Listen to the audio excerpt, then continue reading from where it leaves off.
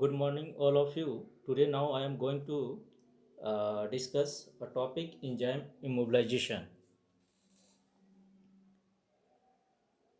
तो ये टॉपिक जो है यूनिट फर्स्ट का बी पार्ट है enzyme biotechnology methods of enzyme immobilization and applications.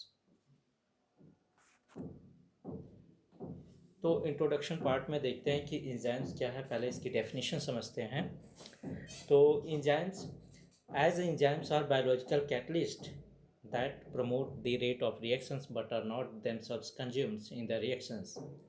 Enzymes की खासियत क्या होती है कि वो एक बायोलॉजिकल कैटलिस्ट होते हैं. वो रेट ऑफ रिएक्शंस को बढ़ा देते हैं लेकिन उसमें वो सेल्फ इन्वॉल्व नहीं होते हैं.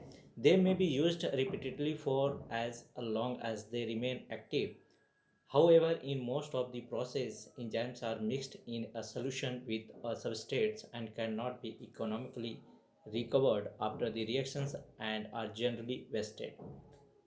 Thus, there is an incentive to use enzymes in an immobilized or instabilized form so that they may be retained in a biochemicals reactor for further catalysis.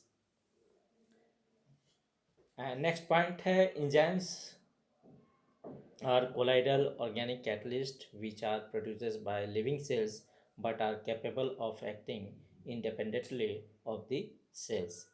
And we know that mostly these are proteins in nature. These are precipitated by alcohol ammonium sulfate and alkaloidal reagent, and these are non dilizable, amphoteric, have isoelectric point, and some enzymes are combined with non-protein prosthetic group to form conjugated proteins, and several enzymes are active only in the conjugated form. Next, what is a enzyme immobilization? enzyme immobilizations क्या होते हैं? immobilization मतलब जिसका movement ना हो या जिसके movement को हम रोक दें. तो यहाँ पे इंजाइम इमोबिलाइजेशन का मतलब ये है कि जो ये इंजाइम है इसका मूवमेंट हमने रोक दिया है या एक रेस्ट्रिक्टेड या लिमिटेड एरिया तक ही ये मूव करेगा और अपने वर्क को परफॉर्म करेगा. तो we can say enzyme immobilization may be defined as a process of confining the enzyme's molecules to a solid support over which a substrate is passed and converted to products. ये जो enzyme immobilisation है इसकी definition की बात करें, कॉन्फाइनिंग का मतलब होता है एक स्थान पे रुका हुआ. ये एंजाइम एक लिमिटेड एरिया या स्पेस में ही मूव कर सकता है.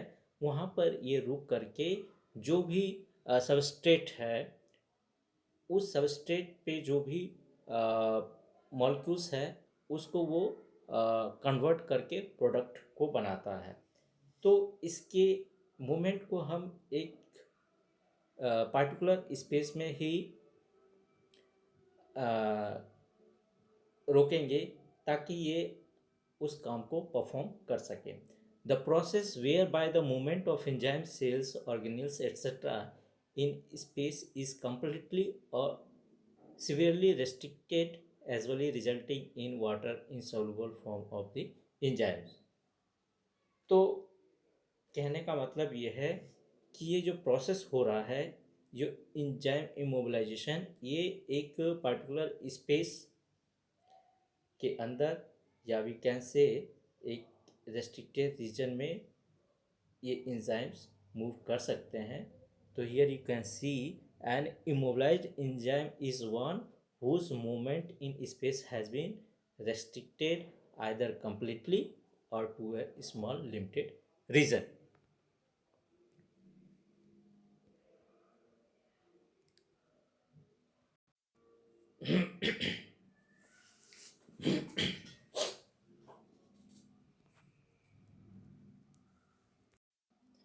Advantages of covalent couplings. The strength of binding is very strong, so leakage of enzymes from the support is absent or very little. This is a simple, mild, and often successful method of wide applicability.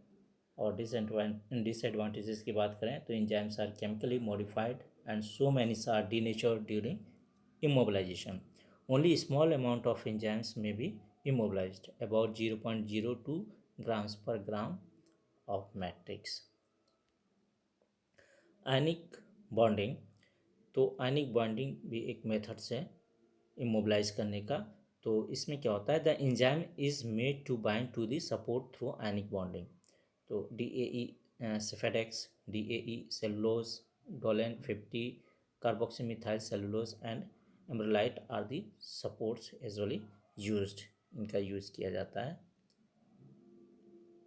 Advantage की बात करें तो low cost है, regeneration is possible, preparation is easy, overall enzymes activity is high.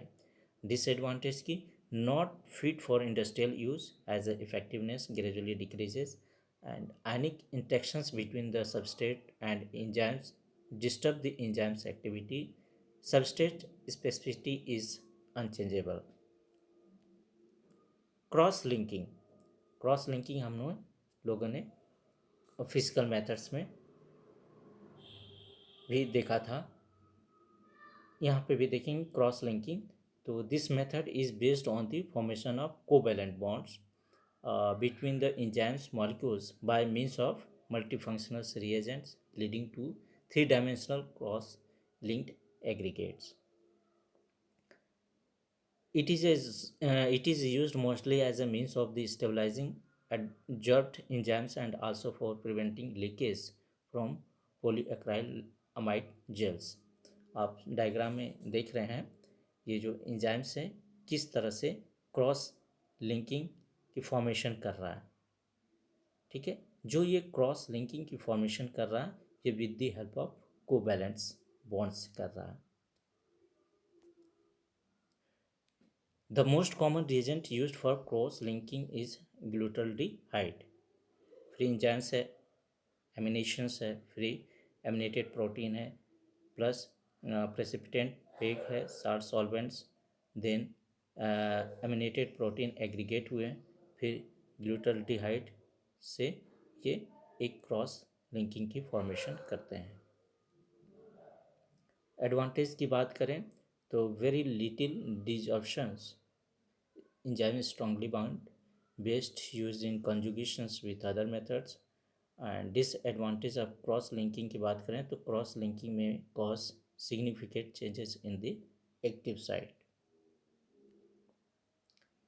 Now next method है वो है entrapment. तो in entrapment the enzymes और cells are not directly attached to the support surface but simplicity trapped inside the polymer matrix. ये polymer matrix के अंदर entrapped कर लिए जाते हैं। तो entrapment is carried out by mixing the biocatalyst into a monomer solution followed by a polymerization initiated by a change in temperature or by a chemical reaction. Polymers like polyacrylamide, collagen, cellulose acetate, calcium alginate or carrageenan etc. are used as the matrices। आप ये diagram में देख रहे होंगे किस तरह से ये मेम्ब्रेन के अंदर इनक्लोज्ड हैं। These enzymes are enclosed inside the membrane. Now, entrapment in gel may cause matrix polymerization, precipitation, or coagulation.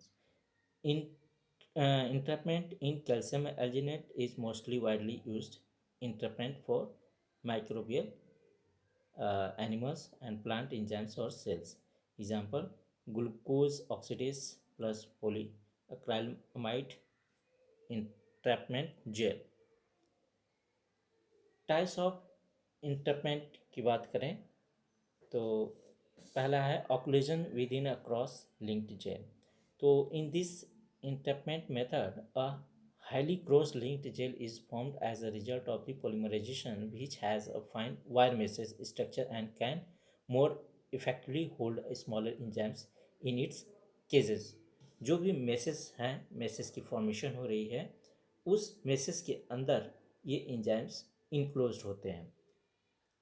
Now amount in excess of 1 gram of enzymes per gram of gels or fibers may be entrapped।